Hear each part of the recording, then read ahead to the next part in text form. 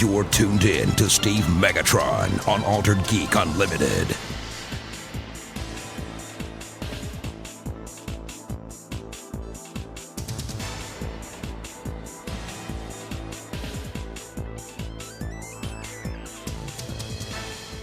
Hello and welcome to Altered Geek Unleashed. Yes, I changed the name back after 100 plus episodes. My name is Steve Megatron Phillips, and joining me this week is... I'm Mike Todd! You, however, are not! No, I am not. If it were in the right tone, you could...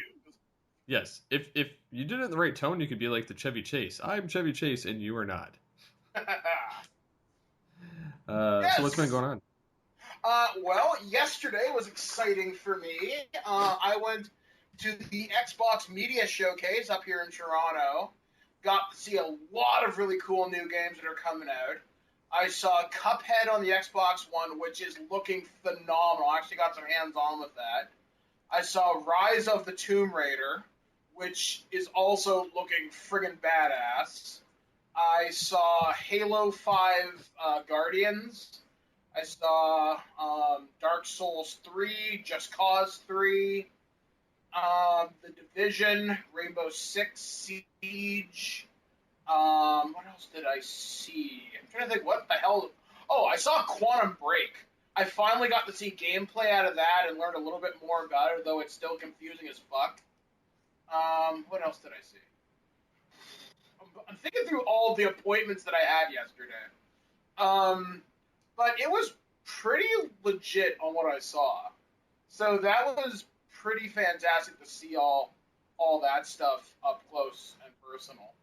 I'm trying to think what else.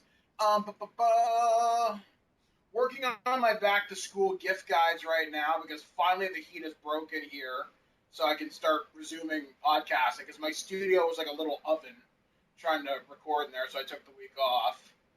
I've got this thing, Steve, called a soda stream, and It has got to be one of the weirdest and coolest things I've ever gotten. It's basically like having a soda pop fountain in your house. And do you have Barks root beer in the States? Yes. Okay, I can make Barks root beer at home. And it is literally like 99.98% accurate to it. Like, yes, like literally, I could take that Pepsi Challenge bullshit, and if I was having an off day, I couldn't tell. My wife made me a cola before she left, and it's pretty much 95% Coke. Nice. It's ridiculous. So I'm definitely putting this in my back to school guide. Like, if you want to be cool and have something really awesome for your dorm room, this is pretty friggin' sick. Plus, it also beats having to lug around giant 2 liters. When it's like the winter time and shit. I'd much rather spend $7 on a flavor shot and then spend like falling on my face carrying it pop during the winter time. So yeah, it's pretty legit. I'm trying to think what else to tell you. What else has been going on this week? Call of Duty Black Ops 3 beta on PS4, so legit. But I've discovered I don't like playing Call of Duty on the PlayStation because I don't like the controller. It's really? Just, the PlayStation controllers, I like them for action games like Tomb Raider and all that shit, but I don't like first-person shooter on them. I think that's where the Xbox kind of excels. I think so too. Like it just never feels right. Whenever you see competitive COD being played, either at like the Call of Duty Championships or like an event like say UMG Dallas or whatever, they're all using Xbox. Although this year, with PlayStation 4 getting the Black Ops exclusives, I wonder how that's going to turn out, whether we'll see more PlayStation. But I don't know. It feels too small to me. Like, I'm actually using these things called Control Freaks. They extend the size of your like analog sticks. It makes it a little better, so I've got a little bit more grip. But it's still awkward as all shit. But I do like the triggers on the PlayStation controller better than the Xbox triggers. But I could fix that with like a SCUF controller if I really wanted to. I just don't know if I feel like dropping $200. But I like first-person shooters, so maybe I will. Anyway, that's what's been going on with me this past week. Well, myself, I've had quite a bit actually. We're getting our bathroom renovated right now. Uh, that's one thing. Also, in addition to that, we have been for instance, for my schooling, I'm done with the semester, but a new one starts in about 2 weeks, and they had a power outage, so the director couldn't finish editing the film on time. Uh, so what happened is the teacher gave us till technically Sunday, but they should have it done tomorrow. Um, and then they're going to go through a scoring process this fall, and then it's going to be in the film fest in December. So I got to go up to the school tomorrow and make copies of everything to my flash drive so that I have it. Should this guy no longer um, be able to come back to help edit later? Um, I don't foresee that, but I like having backups of the files regardless. Actually turned out a lot better than I thought it was going to. Um, once the sound got added, the music got added, some of the effects and the voiceover and some of the other stuff, it's looking pretty sharp. Um, and then I'm doing the superhero class thing again, which is through EDX and the Smithsonian, and I'm a alumni teacher's assistant, community assistant kind of thing. So I'm helping people that are having issues or trying to figure stuff out. And then I'm world building stuff that I started in the first class. So that's kind of neat. And then pretty much other than that, I mean, I've been playing some games. I've been playing Battlefield 4 with my family because a lot of them play that on the PC. I'm ungodly terrible. You know what? I used to suck too, but it takes a long time to get good at like first person shooters. Well, they call my brother, my youngest brother, the Arrow because he runs around with a bow and arrow and just blows people away, which is hilarious. My dad plays, my brothers play, and then I play in it. I'm pretty good with machine gun. I'm pretty good with I use these RPGs that are meant for tanks to send into big crowded hallways so I can blow away a large amount of guys because I'm an asshole. And I'm pretty decent with the sniper rifle too, so I like sitting there picking people off any chance I get. I'm getting pretty well rounded in it. But now, do you quick scope or do you old man snipe? It depends. If I think I can get them without having to zoom in and everything and kind of hold it, I can clip them, but it depends. I'm more. Now, do you black scope? What's or that? Do you know what I mean? I have no idea. Okay, when you quick scope or black scope, literally, your targeting is dead center as soon as you raise the scope, and when it goes black, that's to simulate you raising the scope to your eye, so you'd see just the edge of the plastic or whatever. Black scoping means you have something in your sights, you quickly raise the rifle, and bam, because your targeting reticle is dead center. So real people that are really goddamn good can black scope you across the map like that. And quick scope obviously means you are up for less than like a frame or two of having your like scope up. Otherwise, it's old man sniping. Yeah, I'm not that good. Yeah, I can't. Don't worry, I can't do it either. Though I'm pretty good with assault rifles. Well, yeah, I mean that's pretty much my fallback because at least then I can gun a bunch of guys down. And usually what I do is I surround myself by my teammates, and if there's like a ramp or something and people are coming up on it, I play dead. I lay on the ground, so they think I've just been shot and killed. So you camp is what you're telling me. If I'm around my other teammates.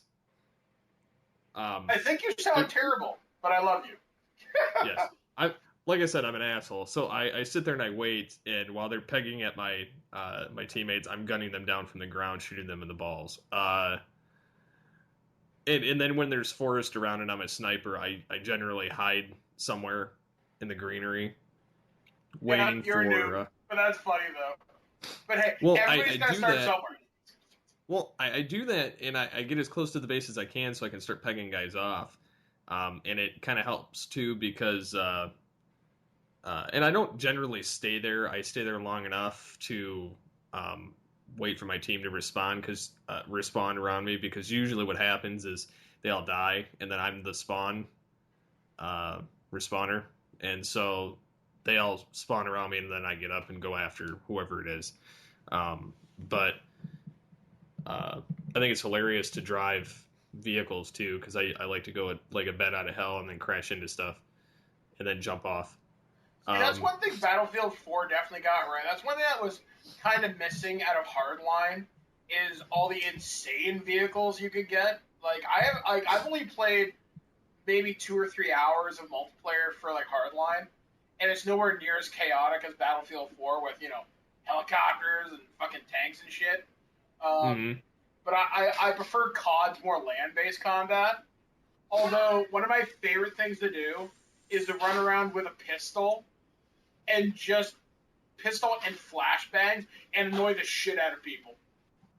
And 9 times out of 10, I usually have the most kills on the map because they're all stunned by flashbangs or stun grenades.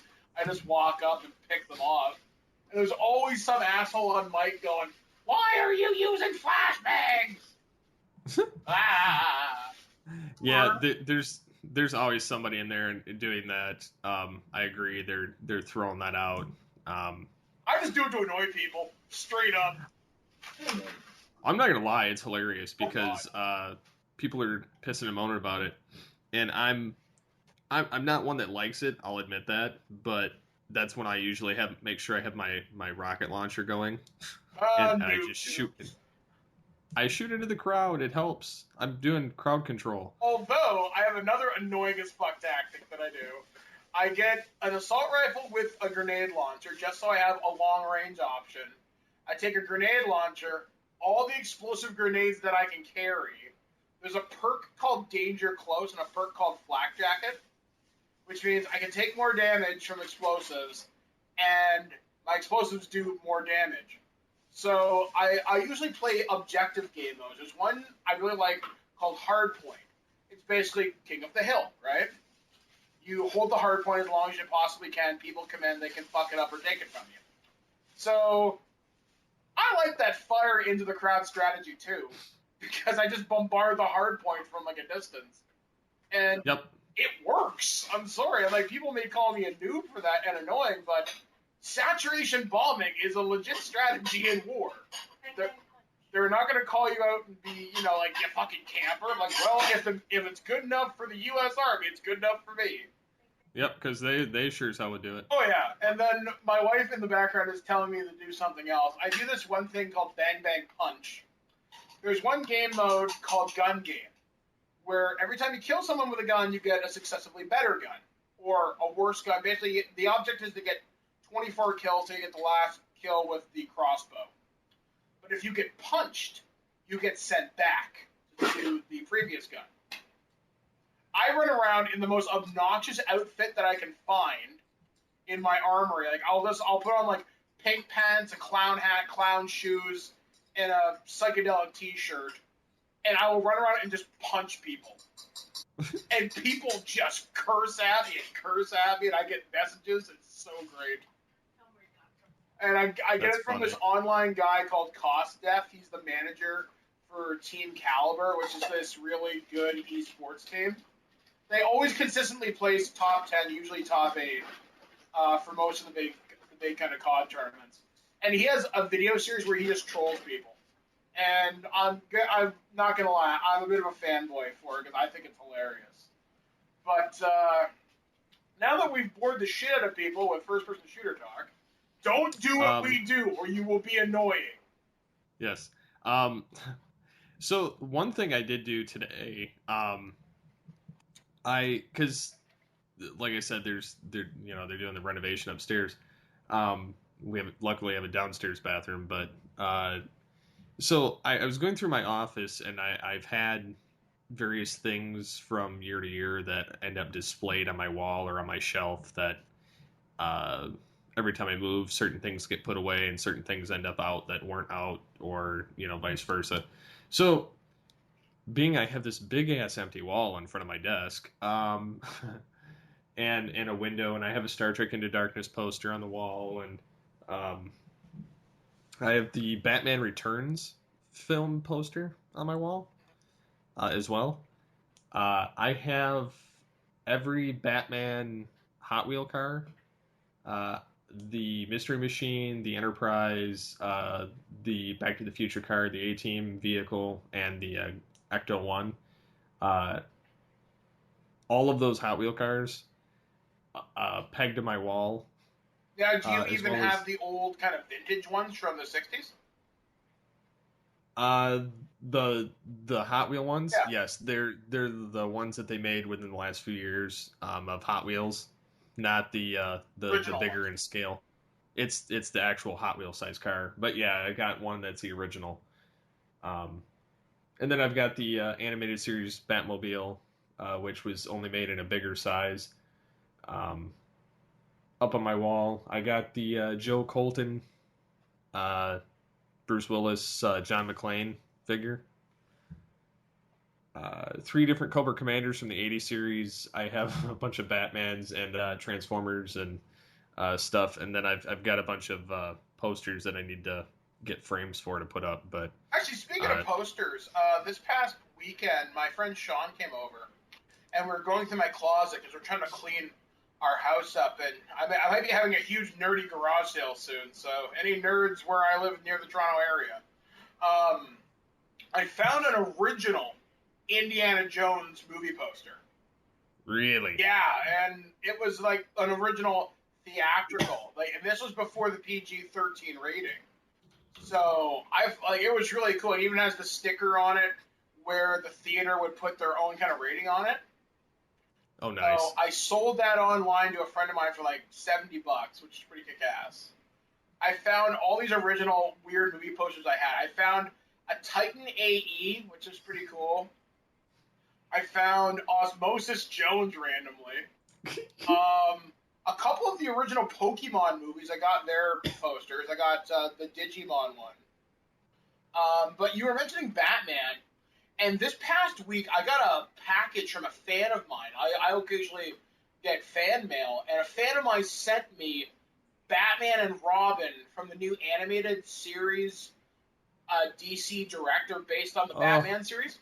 You're making me cry. My God, those figures are gorgeous. I have the new Batman Adventures Batman figure when that came out. My brother got it for me for my birthday last year.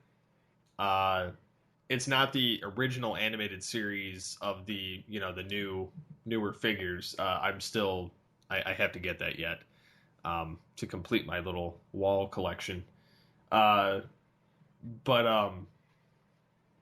Yeah, I mean, those are the one I have. It's spectacular, the amount of detail that's in it, because I have the shorter figure and that doesn't come with nearly as much stuff or interchangeable pieces. So I thought that was a really nice touch. They even have a hand that has the grappling hook just built into it, which is kind of nice. The Robin figure, that's the nicest Robin figure I've ever owned. And I'm so impressed with it. I'm actually kind of thinking, I have a chunk of the line now anyway. I could just finish it. So I'm kind of thinking about going after the Joker and Mr. Freeze at some point. See, I want to collect all those, but the only thing that holds me back is because it's like $20 a pop. Well, that's not terrible. It's not terrible, but when you don't have the money, it sucks. When I was collecting Gundam figures, each of those was $70, Ouch. and they were about 4 to 5 inches tall. But the articulation on them was equal to Revoltech, which you're familiar with, those figures, which is pretty nuts. I've got most of the Gundam Wing figures. There's one I would get, but it's a repaint and a slight resculpt, and homie, don't play that. It's the Tall Geese 2 from the end of the series that Trey's uses as his personal Gundam. Yeah, they want $200 for that. And for a time, a couple of years ago, I was actually flush because I came into some money, and I was thinking, you know what, man, I got a shit ton of money in it, and I'd even like fuck that. Although there are Revoltech figures, which are typically about $50 a figure, depending. They have Ninja Turtles based on the Nick series. They've got interchangeable heads, which have like different expressions on them, weapons, and just different hands and shit. They look so fucking cool. I just don't know if I could justify over $200 for 4 figures that are not a Hot Toys or something like that. Because at that price, I could get one really good Hot Toys figure. Oh, yeah. Like hell. I'm even looking at my Thor Hot Toys now. Now, thankfully, I didn't pay for this one because I won it through a contest through Sideshow Collectibles. But I'm even thinking, Jesus Christ, people pay $300-400 for these things, and even more because like there's one for if I ever won the lottery, I would so get this. It's an $800 Hot Toys figure, but it's the Hulk Buster from Age of Ultron. It has a little Iron Man inside of it that you can take out. It lights up, it moves. It's like, if God came down and gave you a Hulkbuster figure, this is the one you'd want. Like, it's like having a mini Robert Downey Jr. in your house. That's funny. It's so amazing. And, like, everything that comes out of Hot Toys is phenomenal. Like, the line of theirs I really want to collect would be their, like, Aliens line, which I think came out 4 or 5 years ago. I just want to have a tiny Bill Paxton in my house. Or maybe Michael Biehn as like Hicks, because they're like all like the detail they put even into their weapons. Like I think there's even it's not functional obviously because they can't do anything that small. But there's even like it looks like in like the LED counter from the side of the pulse rifles there. They're like I think even the ammo clips come out of the weapons too. Like. Elves must make these things because their hands have to be so tiny and so precise to make this stuff. It utterly blows my mind. So, jumping into some of the fun stuff this week, maybe we should talk the Star Wars poster. Drew Struzan does it again. Looks fantastic. I think it looks great. A friend of mine a couple years ago bought me the art of Drew Struzan for, I think it was like a birthday or something. And you never realize how many of those classic movie posters that guy has done. And every time he does a Star Wars, I mean, even if the movie sucks, like Phantom Menace, the poster still looks amazeballs. This one's awesome. Like, damn, I'm going to be bugging my local theater to see if I can scoop this one. But it captures the Star Wars feel. I think I'm going to go after it too. I'm not lying. I'm going to try and get one. But I think it's also the fact that you have new character, Sith Lord, old ass Han Solo. Yeah. He's crusty. I mean, he looks the same. He's just got different colored hair. Yeah. But still, it is pretty cool. I'm looking forward to seeing what some of the alternate posters will be for some of the other kind of countries, too. Like, I am kind of looking forward to Force Friday when that happens. Actually, I want to get a date for that, for when the new toys are coming in. Because I used to be in the Star Wars collecting, and I might be again. I might just collect the Black series of figures. Actually, Which there was a lot of cool. Those are superior. Oh god, yeah. Like I like the 3 3/4 inch figures, but at the same time, I like articulation. I like posability. Like my perfect scale for a figure is the Marvel Legends size. Okay. Because it's like the 6-inch figure, they look great. The Star Wars in that scale, fucking boner. Actually, a lot of cool stuff came out of D23 last week. Like, man, there's going to be Star Wars fucking Disney World. I know. I've not taken my honeymoon yet. Guess where I'm going? Star Wars Land. Oh my god, it's gonna be so and I guess cool. It's gonna be based around the new trilogy. Which is gonna be cool because they will have nods to the old stuff too. But at the same time, yeah, they have to push the new stuff. And ultimately, I think they're gonna be in it for the long haul. Although, one thing to consider is Star Wars costuming is not cheap. They're going to have to make every person who goes there or works at Disney World as one of the costume characters, all that Stormtrooper armor is going to have to be custom made. Because with Stormtrooper armor, there is no one-size-fits-all vacuum form stuff. It has to be custom fitted to your body, at least as I understand it. But it's Disney, more money than God. So that means it's going to be fucking cool. They got their Imagineers. They'll do it. Just, man, think about that. You're strolling down the goddamn street. There's fucking Buzz Lightyear, and there's a First Order Stormtrooper ready to gun his ass down. That's going to be so cool. They're going to have a ride based on the Millennium Falcon. It wouldn't surprise me if they take all those new Star Wars arcades and build like a fleet of X-Wings out of them or something. Like, man. Oh, man, it's going to be so good to be a nerd the next few years. Like, holy shit. I'm sad we didn't get a new trailer out of D23, but, whatever. I'll take it. I'm almost betting they're going to wait until about October. Yeah, my guess is October, November, or maybe they'll tie it to a September premiere, maybe with Agents of S.H.I.E.L.D., with the whole Disney Marvel tie-in.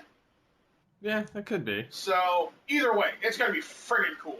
I also like the fact that at D23, they're like, Pirates 5, which, nobody really cared. And then they're like, they're going to have Sparrow, Barbossa, and then they introduced the new villain and then 2 new young characters that nobody's going to care about.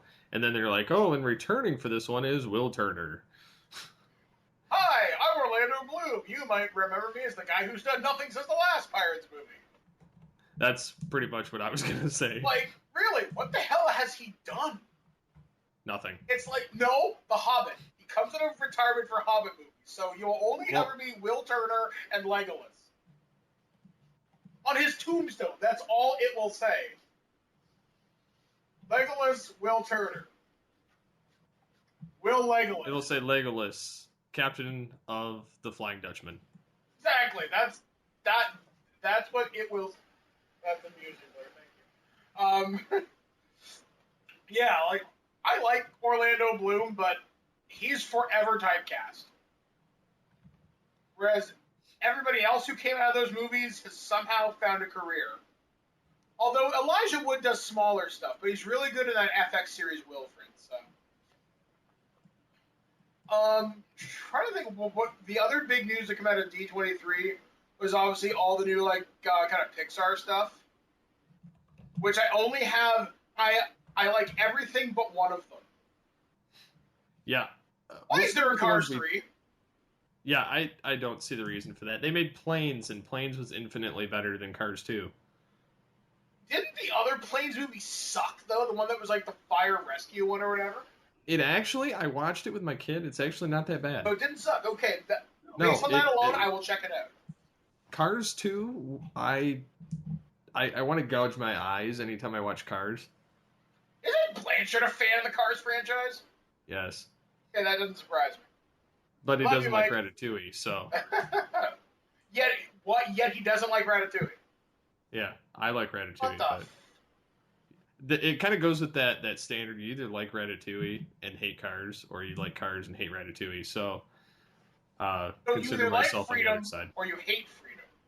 Yes, if you want to be confined to car hell, or if you want to cook food that tastes good. Patton Oswalt is God. Just saying. Yep, I never understood the appeal. You know why the Cars franchise is going on? I can't remember what movie it was. Telmater. There was a movie where someone said someone sold their soul to the devil to get the grosses up on Home Alone. I can't remember what that movie was, but I'm pretty sure Owen Wilson made a pact with Satan. He says, look, man, I'll give you Larry the Cable Guy's soul if you promise to keep the Cars movies going. You can have mine and his. So Owen Wilson is a Satanist. You heard it here first. Double confirmed. Double confirmed. Fuck Cars. But hey, we get The Incredibles 2, which is about 10 years too fucking late, but you know what? It'll be a better Fantastic Four movie than anything we've seen before. Toy Story 4, fuck yeah.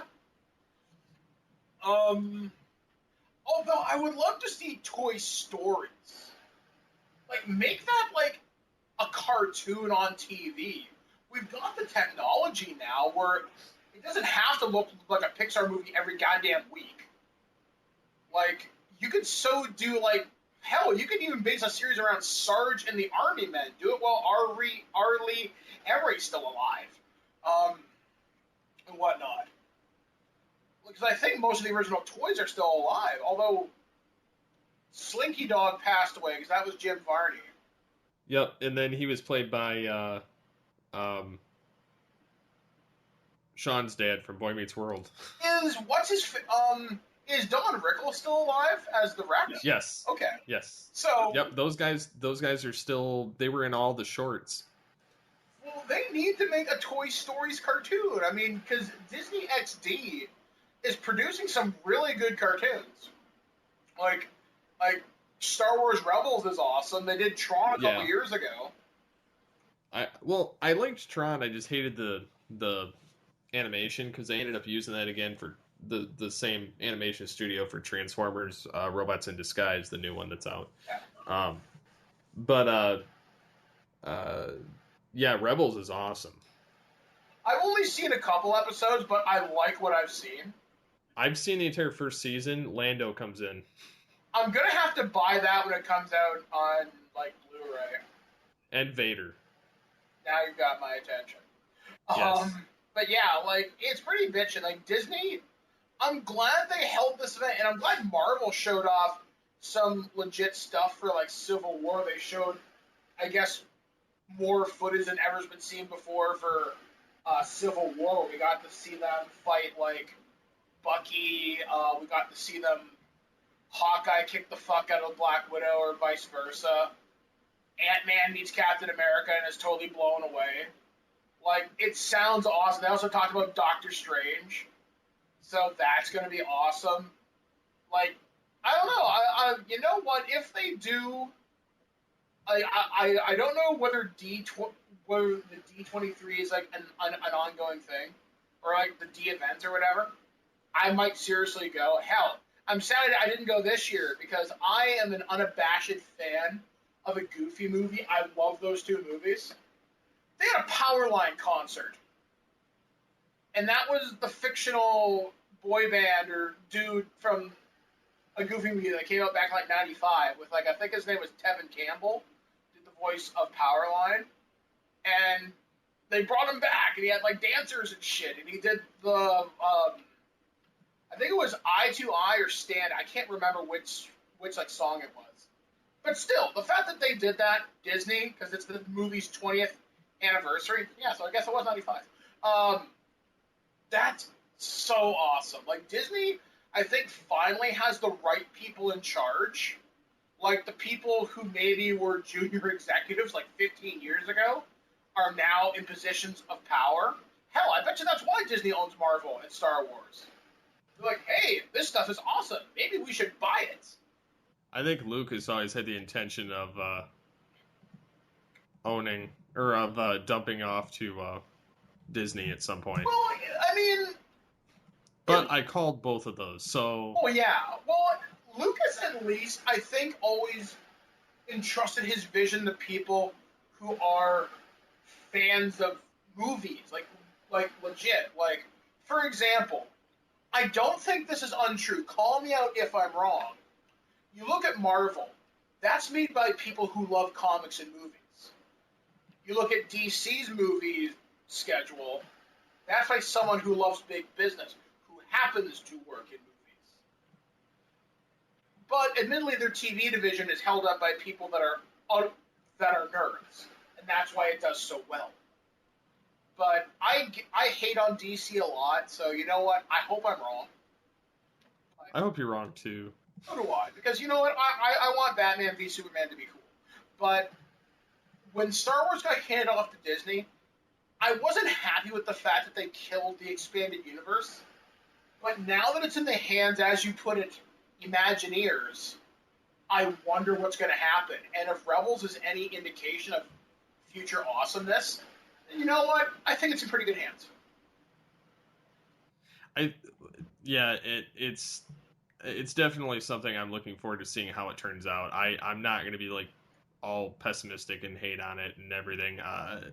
I want to see what they do, and I hope that they're very successful with it because honestly, unless they can turn around Star Trek Beyond from the mess of Into Darkness, I feel like Star Wars is actually going to be the I mean, in regardless, it's going to be the series to watch. Well, there was something about that. Since you mentioned Star Trek, supposedly the people that worked on Renegades had approached CBS as, hey, what do you think?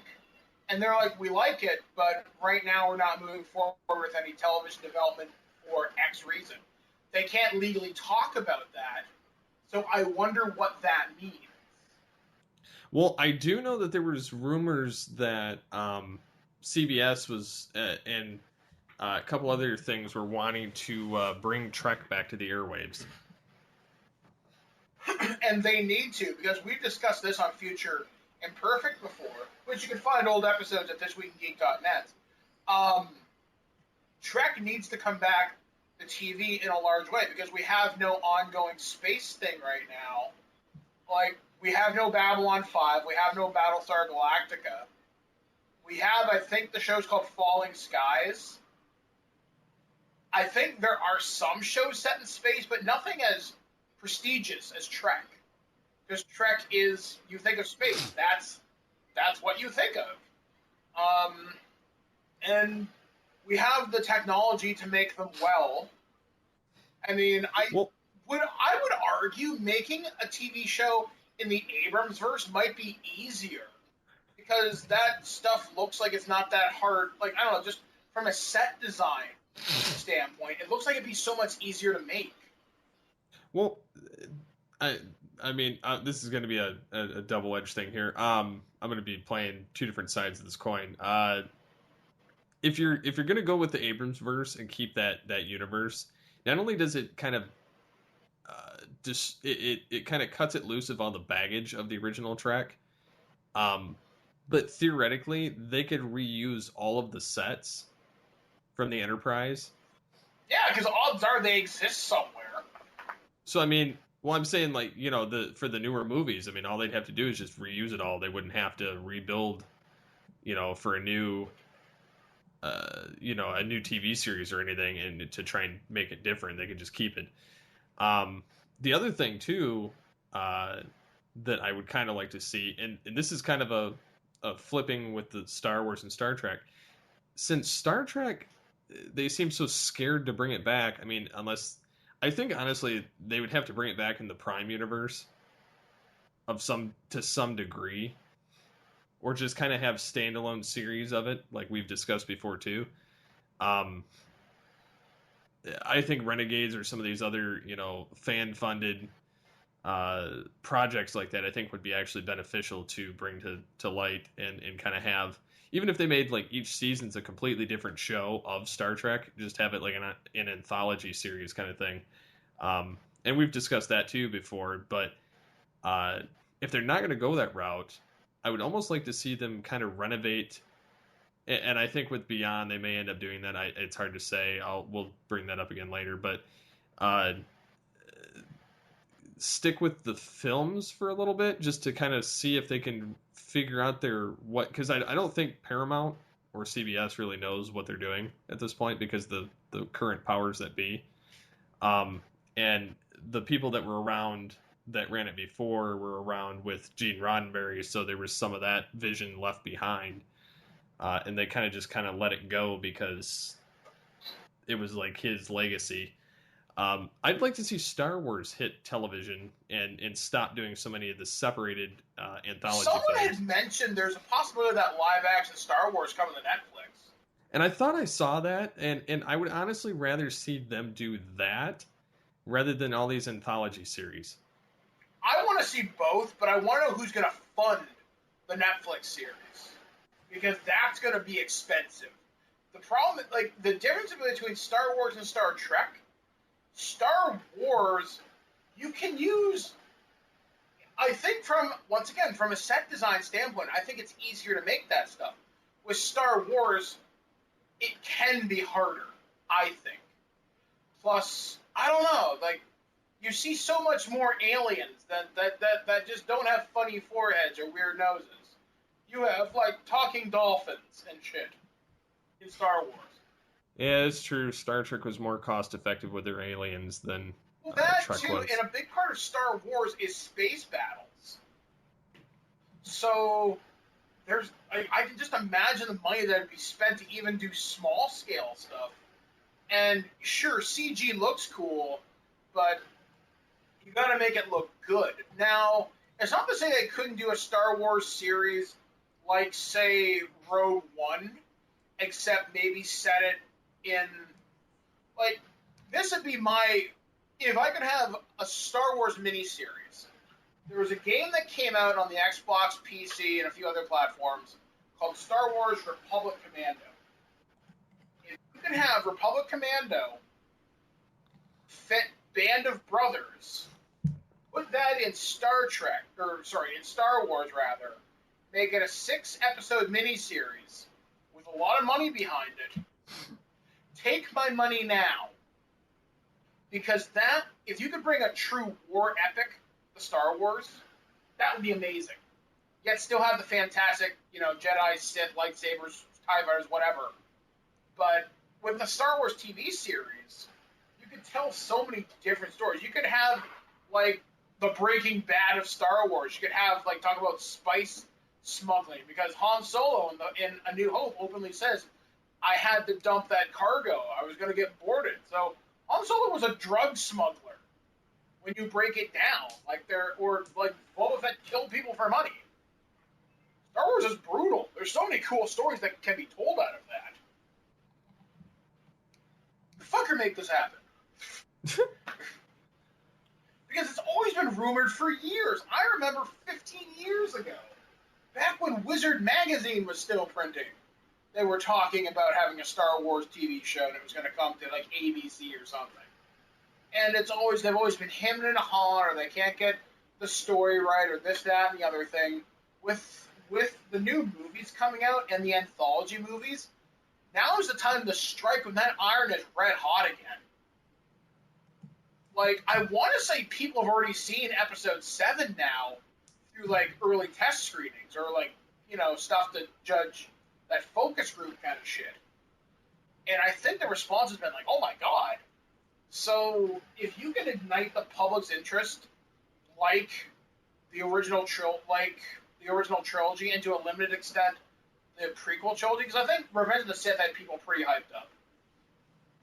And episode 7 should be bigger than anything because it's new Star Wars. Because, like we talked about last week with Michael, we already kind of knew what was going to happen during the Clone Wars. Now we don't know what happens post-Death Star, since they're like, EU's dead. So, man, just think about that. Just think. You can't tell my Star Wars fanboy colors are showing. Yeah, I'm more of a Star Trek fanboy than Star Wars, so it's... I don't get me wrong, I love Star Wars and I enjoy it, but Trek is still where it's at for me. Although, you know what? It would also depend on what network carried the show to. I think with Netflix, you'd have more flexibility in terms of what you want to do. See, Star Trek could easily survive on network TV, depending. Because we saw how successful shows like Battlestar Galactica were. Well, the thing is Trek would have to, in order to update it enough for television in today's age, I think it would have to get edgier. I think they'd actually have to have used the same language and the same vibe as the films in order to stay relevant on television. Not to say that they couldn't still have some of the sciencey stuff in the background, kind of going on, and some of it in some of the dialogue. But I think that, and we've kind of discussed that on Future Imperfect, I think society as a whole doesn't really, they're looking for more of the relationships with the characters rather than the actual whether it makes sense or not. Which is kind of sad because we're living in such an age of discovery right now, and there's this new movie out coming called The Martian, and NASA screened that for a bunch of critics, like the first like hour or something, which means they're like, "Hey, this is really accurate. You should check this shit out." And I don't know. I've seen some of the science things that come out of your country from your education system. I mean, this is no disrespect to you directly, but Jesus Christ, if you look on Facebook, for example, I see this shared guaranteed 3 or 4 times a year. Someone will always share this on August whatever this year. The moon and Mars will appear as the same size. People believe that shit. You motherfuckers are stupid. I'm not gonna lie, our country's full of morons, but Jesus, man, that's basic science. And the thing to remember though is it's not everyone. I know you're not lumping it. I know you're not lumping everyone. What I'm trying to say is it's the morons that praise the Kardashians and Bieber as God. That makes me so sad. The fact that you know the name Kim Kardashian over, like, say, Carl Sagan or Neil Tyson. Well, I know who those guys are more so than I know who these two are. The only reason I know who these two are is because that's all the damn media covers. Well, like, we give a shit how big Kim Kardashian's ass is and whether, Kanye is, whatever. I don't know. I don't follow any of their crap because it's just garbage television. There was something, it was from a Fox affiliate in Orlando. I think it was last week or the week before last. They did a story on Kim Kardashian getting a hamster or something. I'm not making this up. Or some new pet. And the one of the anchors walked off set. He's like, "This is a non-story. I am not talking about this. I will come back when you are done." And the hosts are trying to play it off as funny, but I think he was legit pissed. Like, seriously, like, it's funny because they can base entire entertainment programs around what people are wearing. It blows my mind. Like, I wear clothes to cover my fat ass. I don't care whether it was made by Gucci or Louis Vuitton or whatever the fuck that's. Why do I know these names? Because of people like them. And it bothers me. Yet, I don't know. There was another funny post I saw on Facebook, and it was someone who took, like, a screenshot of a YouTube comment, and it says, "That's the problem with scientists. They're always trying to prove shit." Like, really? Like, did shit just happen? What? Like, what the fuck, man? Or, like, it's so weird when I see the education system failing people. Like, there's this great show on HBO, I think. It's called Last Week Tonight with John Oliver. Man, if you thought Jon Stewart was funny, this guy is just as good. Are you talking about when he's talking about the education system? Oh, yeah. Yeah, I think I retweeted that a couple months back when he did something like that. He just did one on, it was sex education in schools. My God, is it funny. And if even half of that is true, wow. There are some seriously fucked up policies. But we could spend an hour bitching about the government and education. Yeah, we'll go in a different direction. Yeah, let's steer out of the politics. Although, one last political thing. I gotta talk about this. A 15-year-old kid signed up as a presidential I saw that. Yeah, D's nuts. I would vote for him. He was polling better than Donald Trump for a bit. The fact that it even was on there. Well, here's the funny thing. They don't double check against public records to see if these people exist. So there's a cat in Kentucky who's the mayor. It's McLibby McMuffin or something. So I would vote on the McMuffin Nuts candidate for 2016.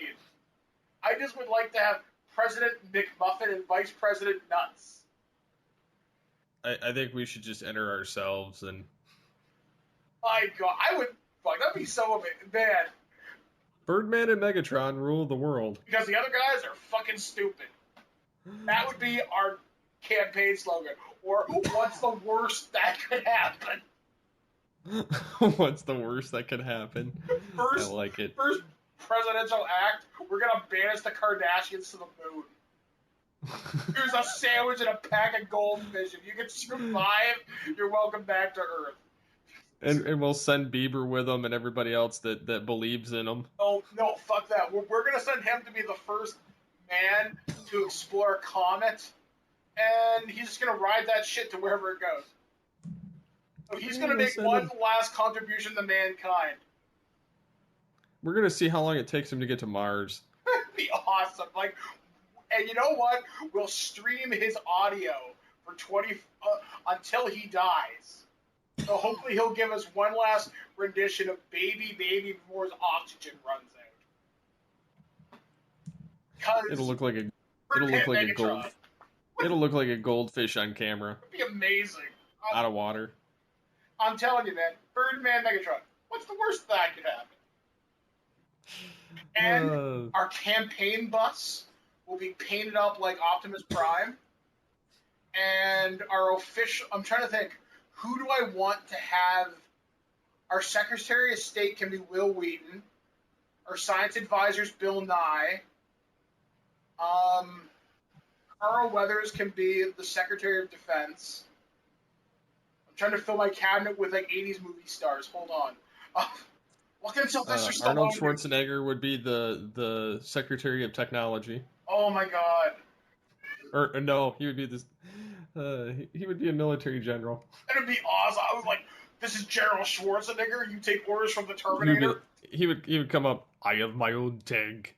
I blow shit up for fun. Oh my God! I would like to get the entire cast of Predator as my presidential envoy to the Middle East. They're like, "Okay, you either sort this shit out, or we're gonna have words." We'd have Hannibal Lecter, Surgeon General. Well, I was gonna say as the chief interrogator. Oh my God! No, we'll get that fucking Dexter guy. Yeah. Okay, so there's our question of the week. We'll have Walter White as the FDA. Oh my God! So there's our question of the week. Who do you want to see on our presidential ticket for 2016? They can be fictional or non-fictional. Oh, and we're gonna change the flag of America to. Let me see. There's this great picture of a guy riding a raptor, firing a rocket launcher, eating a cheeseburger. That's what I want it to be. If somebody made fan art of that, that would be great. Oh my God, Steve! Someone needs to make a campaign brochure of us done up in that Obama style where it says Hoper, whatever, and ours can be. People why make not?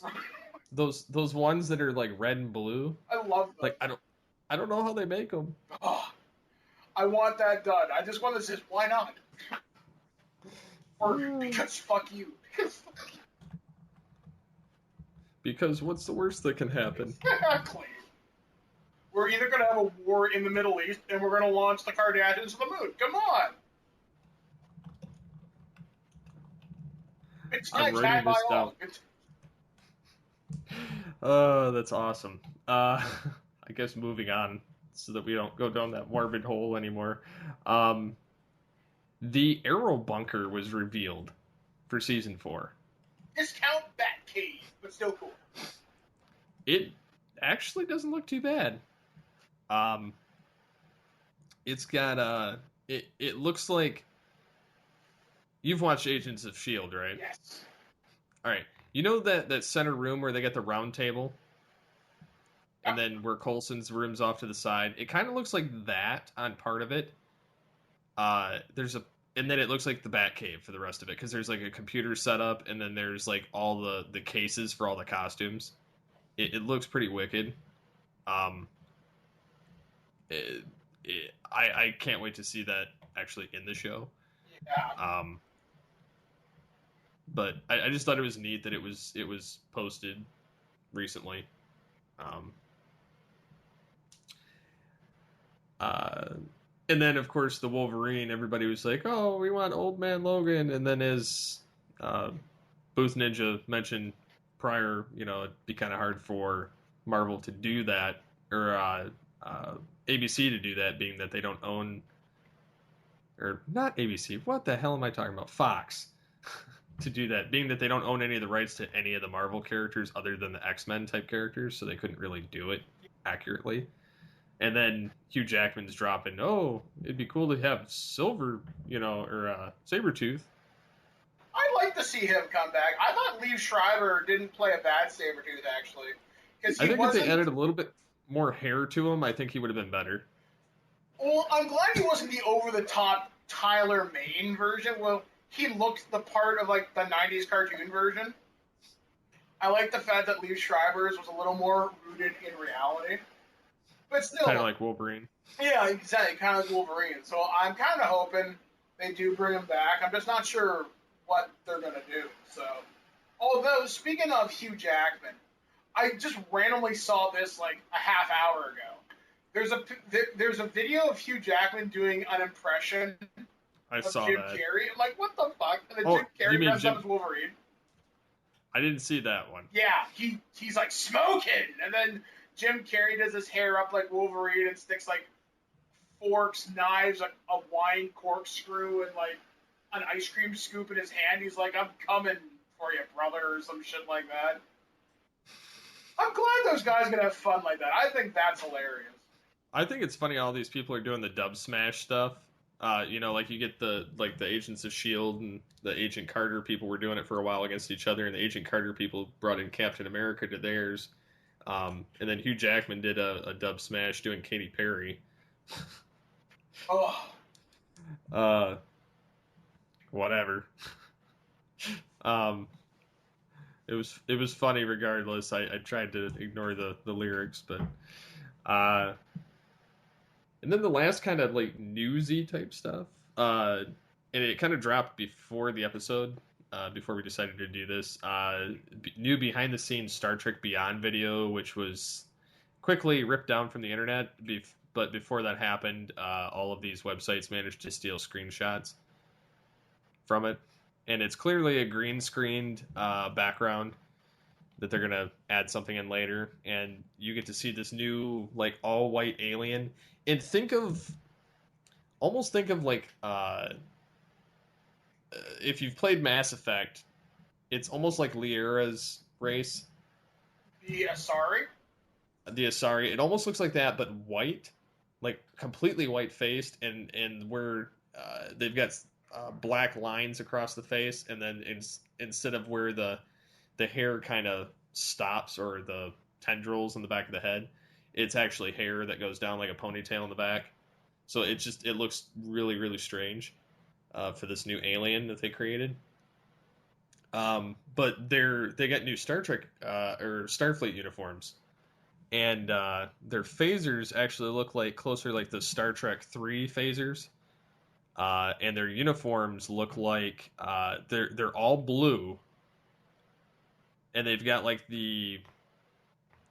almost like the latter Star Trek movies of like the red jacket, but if you mixed it with like the First Contact uniform. Mm-hmm.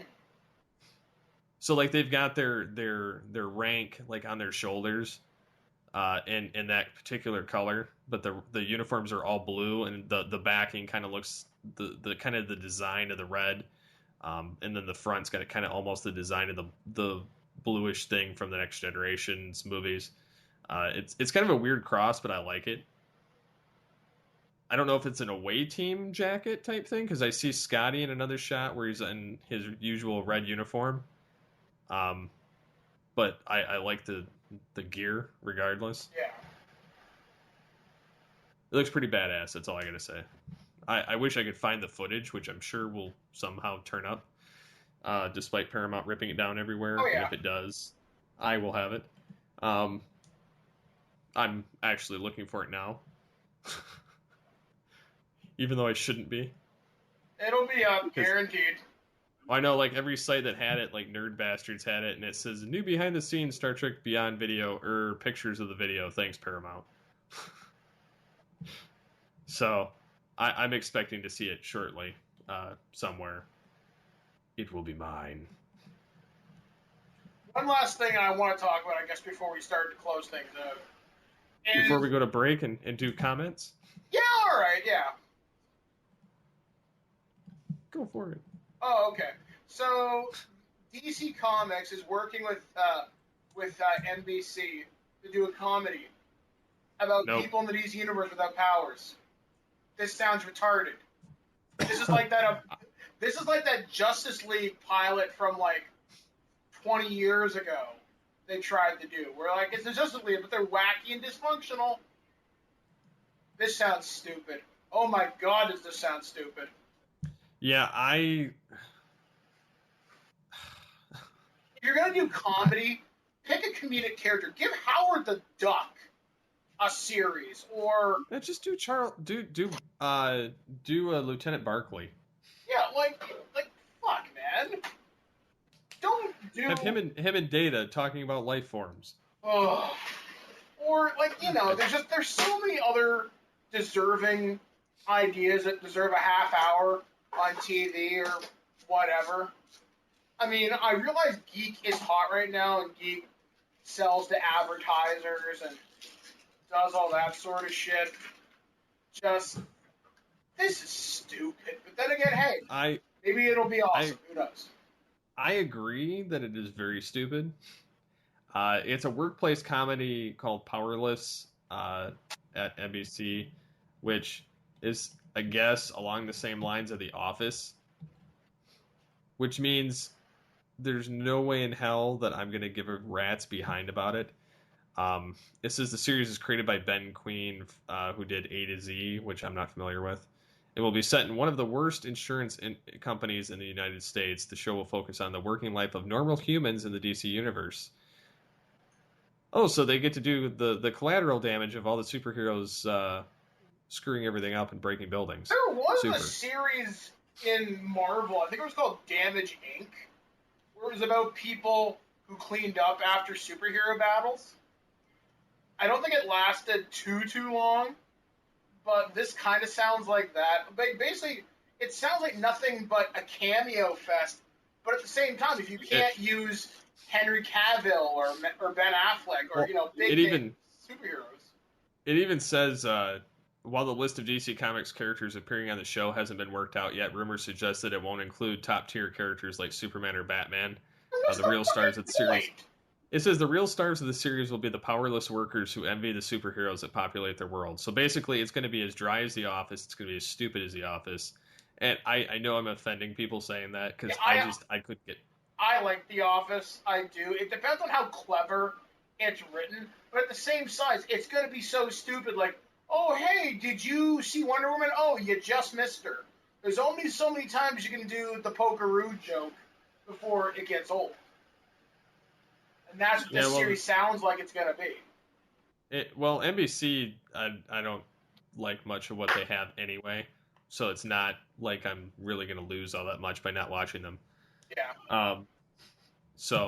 But yeah, with that, we'll be back after this quick break. Want to interact with the show? You can contact us in the following ways.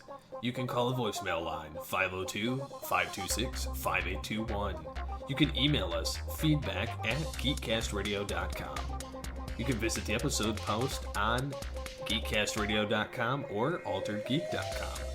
You can get a hold of us on Twitter @alteredgeek. Look for us every week on geekcastradio.com, of course, Stitcher Smart Radio, iTunes, Blog Talk Radio, and alteredgeek.com. And now, back to the show. And we're back. Once more. So, we had some comments from last week. The first one is from Justin Washington. He says, one reboot I would like to see TV-wise, or maybe reboot isn't the right word, continuation series would be Deadwood, because it never got a proper ending that it deserved. It is one of the best HBO shows ever in my mind, and a lot of its actors are major stars today, so I doubt it's possible. I am really excited for the Westworld TV series coming out on HBO that looks really good too. I just found out what Westworld was about, like this past week. That's gonna be fucking cool. It's basically Jurassic Park, but with robots. Oh, I'm excited. And it's got a pretty solid cast from what it looks like. Yeah, so man, I hope it goes over well. You got James Marsden, and I think. Yeah. No, maybe that's a different. Yeah, James Marsden's going to be in it. Anthony Hopkins, Ed Harris. Man, I love that guy. You do not see him in enough stuff anymore. Who? Ed Harris. He's like one of my favorite like actors of like the last like 20 years.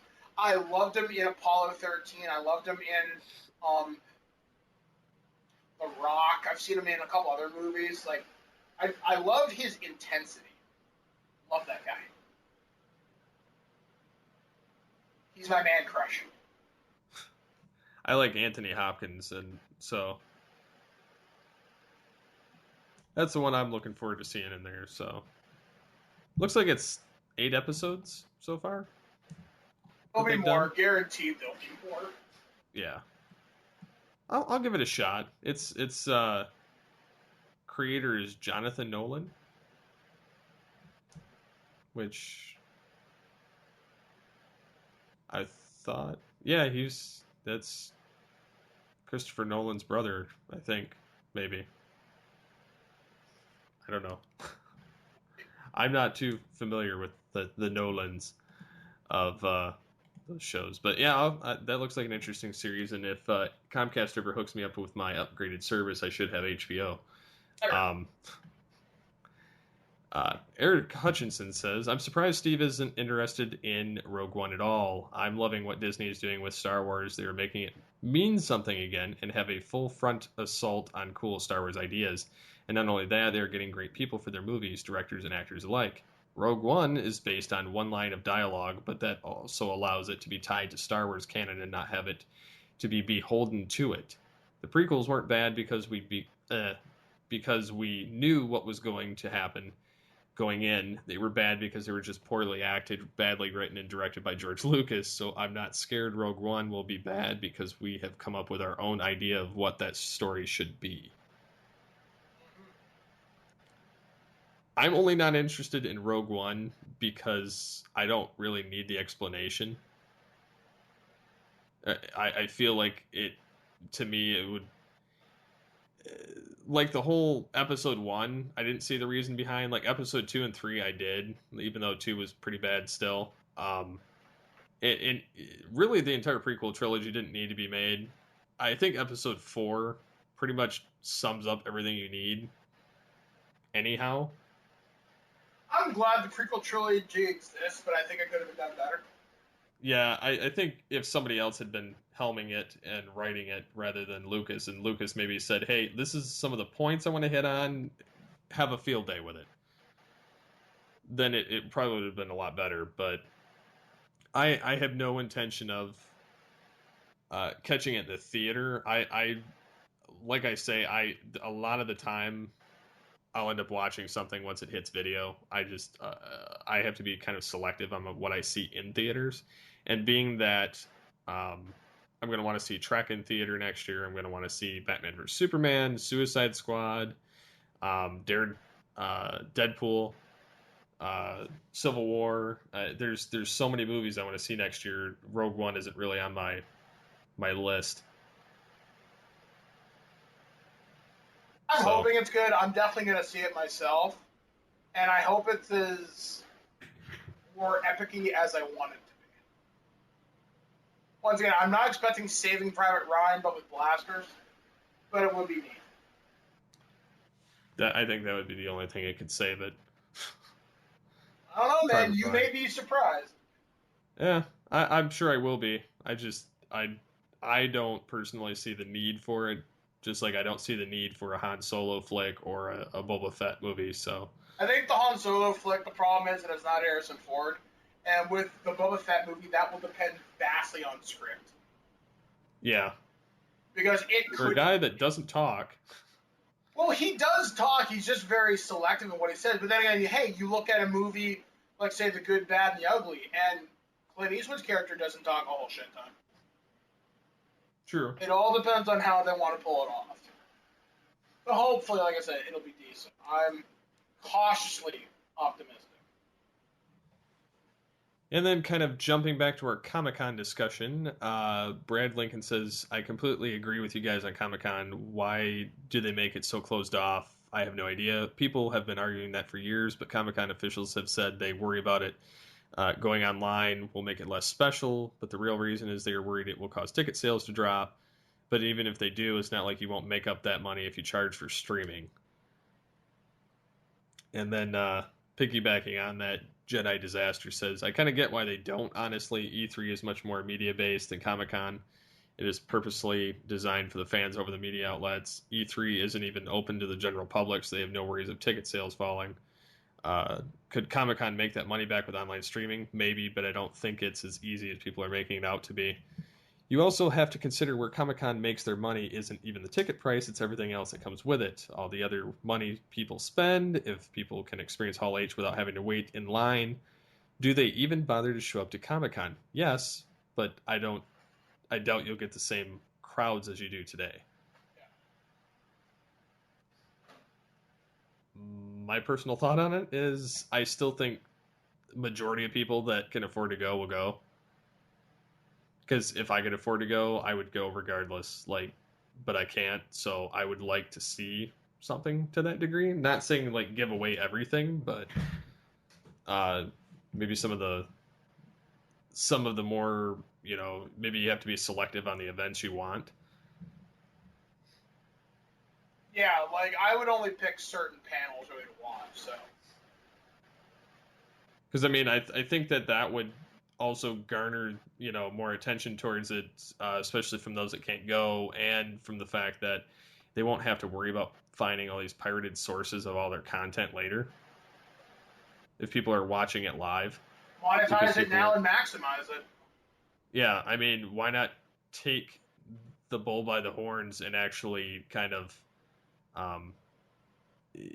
show it off at your discretion rather than everybody searching torrent sites and trying to find this one resource that happens to have it, kind of like the Deadpool trailer. Yeah. Because I had that hours after they released that. Yeah, same. I watched it in the middle of nowhere on some random YouTube channel because I couldn't wait until it got released. So. It's like the Star Trek Beyond clips. I'm going to find a clip of it, and it's eventually going to be mine. I'm going to watch it, and then I'm going to delete it.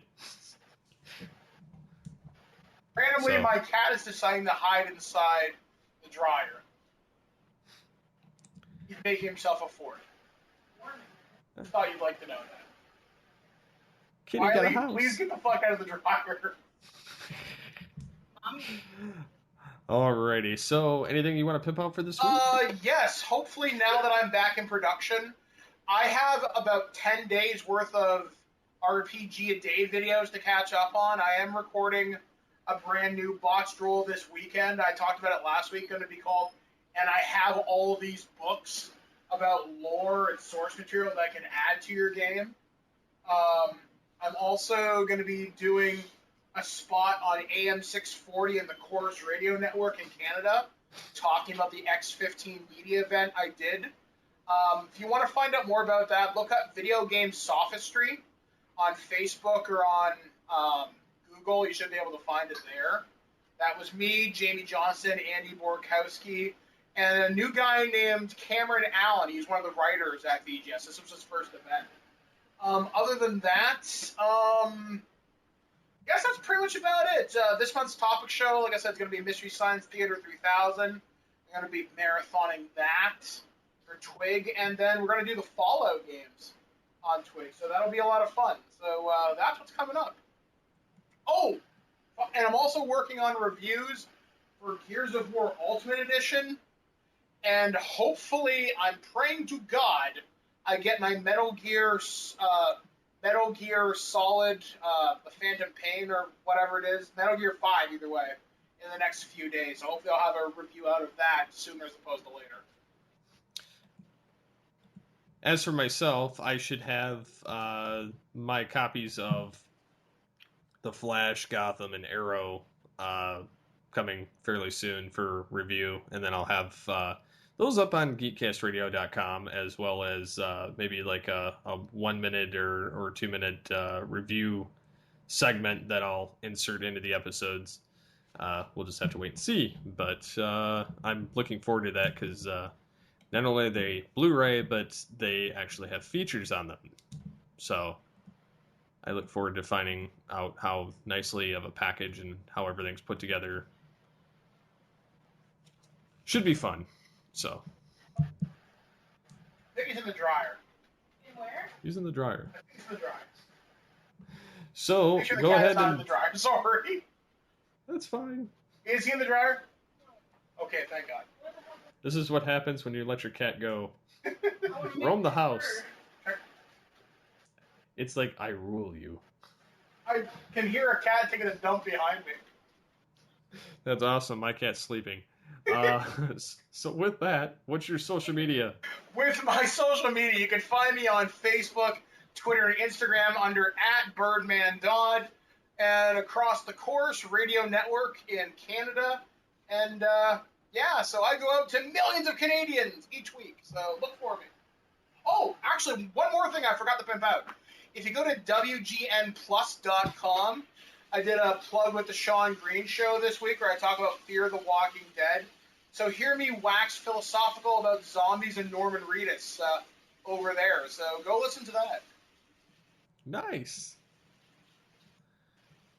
So, thank you as always for joining us in our journey to the Age of the Geek. So as always, get altered, get geeky with the Altered Geeks. See you next time. Listen to us!